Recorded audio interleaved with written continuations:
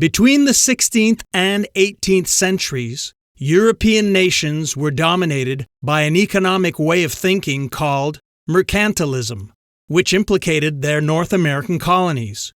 The key idea was that exports from the mother country should be as high as possible and imports minimized. Mercantilism affected North American colonies by forcing them to serve as sources of raw materials like furs, lumber, cotton, and tobacco, and make the colonies captive markets for finished goods from the mother country. This restrictive economic policy was enforced by laws designed to make the colonies dependent on the mother country. This meant colonies could only trade with the mother country, which set the terms, severely limiting the freedom and growth of colonial businesses. Eventually, mercantilism stunted the expansion of colonial industries and commerce, leading to the expansion of the transatlantic slave trade and resulting in colonial resentment over excessive taxation and inflation. For example, the combination of economic exploitation, trade restrictions, heavy taxes, and the suppression of their ability to develop their own economy created significant discontent among British colonists in North America. The frustration, anger, and resistance caused by these policies were major factors leading to the American Revolution, the colonies' Declaration of Independence, and the end of British mercantilist policies. Let's learn more from the BBC's In Our Time. Between the 16th and 18th centuries, Europe was dominated by an economic way of thinking called mercantilism. The key idea in mercantilism is that exports should be as high as possible and imports minimized. For more than 300 years, almost every ruler and political thinker was a mercantilist. Eventually, Adam Smith, in his groundbreaking work The Wealth of Nations, 1776, and other economists declared that it was a flawed concept and it became discredited. However, a mercantilist economic approach can still be found in modern times, and today's politicians sometimes still use rhetoric related to mercantilism. In general, what type of policies do governments implement when they pursue mercantilism? They try to restrict trade, so they do all kinds of things to increase exports and to decrease imports. And that could be setting up a regulatory body like a board of trade. It could be something like tariffs. It could be simply banning the export of bullion. There are all sorts of things that they do to try to increase exports and decrease imports.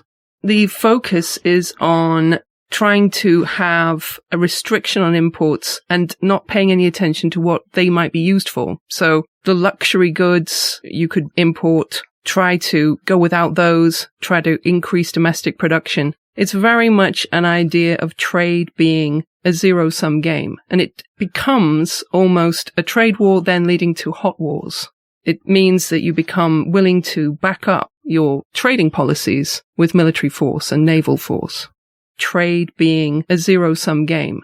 It's a bit of jargon from game theory. It basically means that if I win, you have to lose, and if you win, I have to lose. There's no kind of gains from cooperation or gains from trade, and therefore it's a very cynical worldview. If we're talking about different countries that are competing against each other, they're using trade and warfare together to try to be dominant. So there's not this sense of cooperation between countries. You're at war with each other in some way. It would be worth restricting your own economic activities if you can somehow restrict someone else's economic activities. So you deny yourself goods that might be useful to you in order to stop somebody else from selling to you. It becomes a way that incorrectly ignores the gains from trade.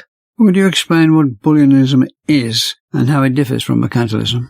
Bullionism is just that the wealth of the country is its gold and silver reserves. And that's a very simplistic view of money, of capital, of wealth. It's just a great heap of gold and silver. Because in reality, people are trading with things like bills of exchange and all sorts of other types of monies, including book money. It's not very convenient to take gold coins around the place by ship. And also, there are impacts of how, if you bring in a lot of gold, say, into a country, you might have inflationary pressures. So just building up a great stockpile of gold and silver, That is an idea that really has a much older history, and it's often connected to things like royal power and the wish to pay for military power, to pay your soldiers with gold coins. But we know that we don't go around using gold coins, so it's quite an unsophisticated system. The Spanish in the Americas. Well, they certainly thought that they were doing well by importing a lot of silver but they also then had a problem that it damaged their home economy in many ways that they weren't necessarily all that aware of, because if you affect how easy it is for you to export your own goods. I think that in a formal sense, mercantilism came into being when Adam Smith undertook to critique it, because Adam Smith was collecting a body of writings with some underlying ideas that he wished to critique in The Wealth of Nations in order to disprove. But what he was doing is looking at a body of economic writings from the late 16th really through the 17th and into the early 18th century. And those economic writings in the first instance were primarily by those who were advising the crown on trade policy. Many of them were actually members of prominent trading companies, directors of the East India Company, or, for that matter, their adversaries who were critiquing the activities of the East India Company. And what these individuals were arguing is that policies that would be beneficial to the East India Company would also be beneficial to the king and to the country as a whole. So it was very much special pleading. But Adam Smith, he understood that there were some underlying economic ideas that tended to connect this body of material, and he tried to impose a degree of coherence on it in order to refute it. So in some sense, mercantilism came into being with Adam Smith's critique, but that body of economic writings was very indeed influential for 200 years before Adam Smith.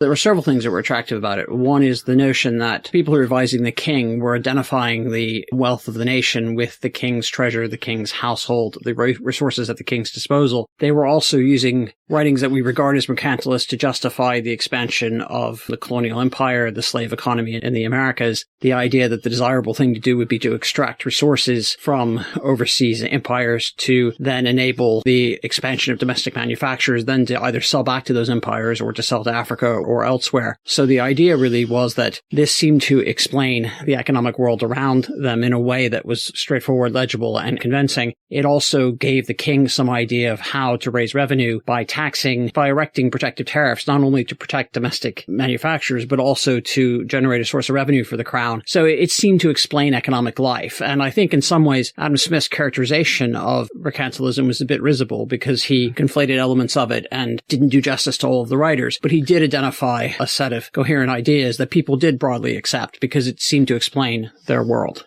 So we wouldn't say that it was a coherent ideology from a programmatic standpoint because people had different programs, but in terms of the assumptions that underlie it, to say coherence in more of a Gramscian sense, what we see is this notion of economic scarcity, the idea that the total resources are limited and that the Spanish get them or the French get them or the British get them, and that it's a struggle amongst the great trading nations. It's the idea that you benefit if you have a positive balance of trade at the expense of your neighbor, that in order to do that, you need to ensure that there are protective tariffs that protect your industries, that people aren't able to trade goods on using their own fleets, using their own navies to poach on your trading privileges, that it's the proper role of the state to protect domestic monopolies, to protect patents that give exclusive access to trade. So these elements of mercantilism were not necessarily programmatic because there were disagreements. What's important in terms of understanding mercantilism is coming into being through Adam Smith's critique is that Adam Smith was, in a sense, saying this new world is different from that world. Mercantilism attractive to rulers because they need to borrow money from merchants. They're attractive to the merchants themselves that want to engage in more overseas trade, make more profits. And there's one aspect of mercantilism which I like to stress but isn't that common in the literature, which is a concern with employment at home and the creation of industry. So the industry happens at home, the employment happens at home, but what you really want to do is sell those industrial products abroad. The fallacy composition is when you look at one part of something and you think that that's the same as the whole. So if I look at my own household and then I think, well, that's the same as the national economy, what I do should be done by the government. So if it's bad for me to be in lots of debt, the government should have no debt. That kind of idea is very hard to overturn because it seems to be common sense. So if you're a merchant or if you're someone who works in a cottage industry, you produce a lot of stuff and you try to sell it out to your neighbors and you're very cautious about buying in a lot of imports into your house. But that doesn't mean that the nation can operate in that way, because if you start restricting imports, your neighboring country ends up in a trade war with you and that could end up in a war. So you're not the same as the state. go to North America and plant colonies and also find some natural resources to trade, resin, tar, and things like that. And then once we start exploiting those natural resources, we can send more people over, create colonies, and they will then be a source of demand for home industry. So they'll send back natural products and we'll send back finished products. And that's what happens. Tobacco became the first agricultural product produced in North America. Any goods being traded into Britain or any of its colonies or out have to be carried in British ships. So it's total protection, pure and simple. It's obviously very hard to enforce, especially in the colonies. So writers on trade say it worked best when British naval ships could take a prize ship and then take all the goods from the prize ship. But in the colonies, it's quite easy to bribe port officials.